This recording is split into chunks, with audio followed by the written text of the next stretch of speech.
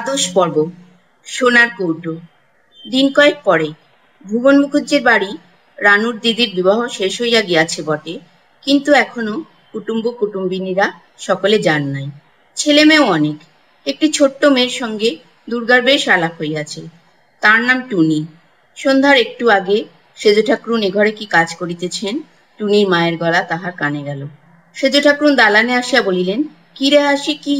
টুনির মা উত্তেজিত ভাবে ও ব্যস্ত ভাবে বিছানাপত্র বালিশের তলা হাতড়াইতেছে, উঁকি মারিতেছে, তোষক উল্টাইয়া ফেলিয়াছে।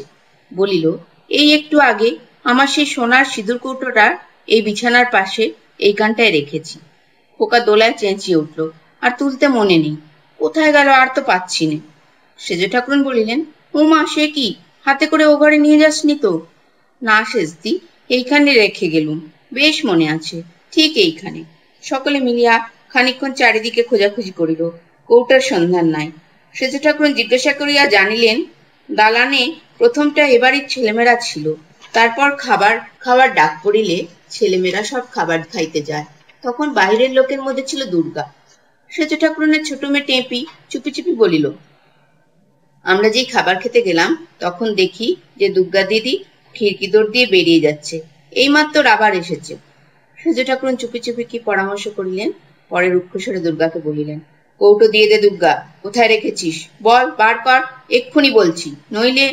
দুর্গার মুখ শুকাইয়া এতটুকু হইয়া গিয়াছিল। সেজ ঠাকরুনের ভাবভঙ্গিতে তাহার জীব যেন মুখের মধ্যে জড়াইয়া গেল। সে অস্পষ্টভাবে কি বলিল ভালো বোঝা গেল না।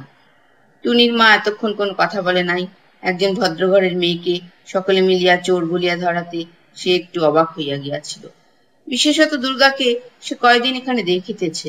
দেখিতে বেশ, কথাবার্তা ভালো বলিয়া দুর্গাকে পছন্দ করে। সে চুরি করিবে, ইহা কি সম্ভব? টুনির মা বলিল, ও নেয়নি বোধহয় সেজদি। ও কেন? সেজ ঠাকরুন বলিলেন, তুমি চুপ করে থাকো না, তুমি ওর কি জানো? নিয়েছে কি না নিয়েছে আমি জানি ভালো করে। একজন বলিলেন, তা নিয়ে থাকিস বের করে দে না, নয়তো কোথায় আছে বল, আপদ চুকে গেল, দিয়ে দে লক্ষ্মীটি, কেন মিথ্যে? দুর্গা যেন কেমন হইয়া গিয়াছিল, তাহার পা ঠক ঠক করিয়া কাঁপিতেছিল।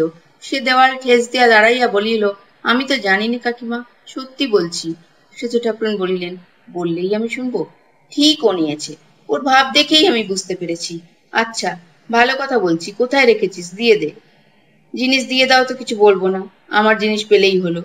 পূর্বোক্ত কুটুম্বিনী বলিলেন, ভদ্রলোকের মেয়ে চুরি করে কোথাও শুনিনি তো কখনো, এ পাড়াতেই বাড়ি নাকি?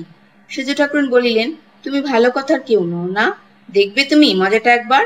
তুমি আমার বাড়ির জিনিস নিয়ে হজম করতে গিয়েছো, এ কি যা তা পেয়েছো বুঝি তোমায় আমি আজ? পরে তিনি দুর্গার হাতখানা ধরিয়া হিড় হিড় করিয়া টানিয়া তাহাকে দালানের ঠিক মাঝখানে আনিয়া বলিলেন, দুর্গা বল, এখনো কোথায় রেখেছিস, বলবি নে? না, তুমি জানো না, তুমি কচি খুকি, তুমি কিচ্ছু জানো না, শিগগির বল, নইলে নোড়া দিয়ে দাঁতের পাটি সব ভেঙে গুঁড়ো করে ফেলবো। এক্ষুনি বল শিগগির, বল, এখনো বলছি। টুনির মা ছাড়াইয়া দিতে আগাইয়া আসিতেছিল। একজন বলিলেন, রোশনা, দেখছো না ওই নিয়েছে, চোরের মারই ওষুধ, দিয়ে দাও, এখুনি মিটে গেল। আর কেন মিথ্যে? দুর্গার মাথার মধ্যে কেমন করিতেছিল। সে অসহায়ভাবে চারিদিকে চাইয়া অতি কষ্টে শুকনো জিভে জড়াইয়া উচ্চারণ করিল, আমি তো জানি না কাকিমা, ওরা সব চলে গেলে আমিও তো। ভয়ে সে আড়ষ্ট হইয়া সেজ ঠাকুরনের দিকে চোখ রাখিয়া দেওয়ালের দিকে ঘেঁষিয়া যাইতে থাকিল। পরে সকলে মিলিয়া আরো খানিকক্ষণ তাহাকে বুঝাইল। তাহার সে এক কথা, সে জানে না। কে একজন বলিল, পাকা চোর। টেপি বলিল, বাগানের আমগুলো ওর জ্বালায় তলায় পড়বার জো নেই কাকিমা। শেষোক্ত কথাতেই বোধহয় সেজ ঠাকুরনের কোনো লুকোনো ব্যথায় ঘা লাগিল। তিনি হঠাৎ বাঁচখাই রকমের আওয়াজ ছাড়িয়া বলিয়া উঠিলেন, তবে রে পাজি, নচ্ছাড়, চোরের ধাড়ি, তুমি জিনিস দেবে না, দেখি তুমি দাও কি না দাও। কথা শেষ করিয়াই তিনি দুর্গার উপর ঝাঁপাইয়া পড়িয়া তাহার মাথাটা লইয়া সজোরে দেওয়ালে ঠুকিতে লাগিলেন। বল, কোথায় রেখেছিস, বল, শিগগির বল। টুনির মা তাড়াতাড়ি ছুটিয়া আসিয়া সেজ ঠাকুরুনকে হাত ধরিয়া বলিল, করেন কি সেজদি? থাকগে, আমার কৌটো ওরকম করে মারেন কেন? ছেড়ে দিন, থাক হয়েছে, ছাড়ুন। ছি! টুনিমা দেখিয়া কাঁদিয়া উঠিল।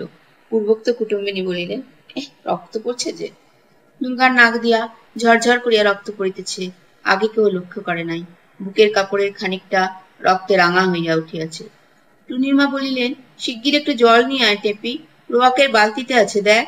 চেঁচামেচি ও হইচই শুনিয়া পাশের বাড়ির কামারদের ঝি বউরা ব্যাপার কি দেখিতে আসিল। রানুর মা এতক্ষণ ছিলেন না। দুপুরে খাওয়া দাওয়ার পর কামার বাড়ি বসিয়া গল্প করিতেছিলেন। তিনিও আসিলেন। মারের চোটে দুর্গার মাথার মধ্যে ঝিমঝিম করিতেছিল। সে দিশেহারা ভাবে ভিড়ের মধ্যে একবার চাহিয়া কি দেখিল। জল আসিলে রানুর মা তাহার চোখে মুখে জল দিয়া তাহাকে ধরিয়া বসাইলেন। তাহার মাথার মধ্যে কেমন করিতেছিল। সে মোহগ্রস্তের মতো বসিয়া পড়িল। রানুর মা বলিলেন, অমন করে কি মারে শেষদি, আহা রোগা মেটাচ্ছি। তোমরা ওকে চেনোনি এখনো, চোরের মার ছাড়া ওষুধ নেই, এই বলে দিল। মারের এখনো হয়েছে কি, জিনিস না পাওয়া গেলে অমনি ছাড়বো নাকি? হরিরায় আমায় যেন শুলে ফাঁস দেয় এরপর। রানুর মা বলিলেন, খুব হয়েছে, এখন একটু সামলাতে দাও শেষদি, যে কাণ্ড করেছ। টুনির মা বলিল, ও মা, এত কাণ্ড হবে জানলে কে কৌটোর কথা বলতো। বাবা চাই না আমার কৌটো, ওকে তুমি ছেড়ে দাও শেষদি।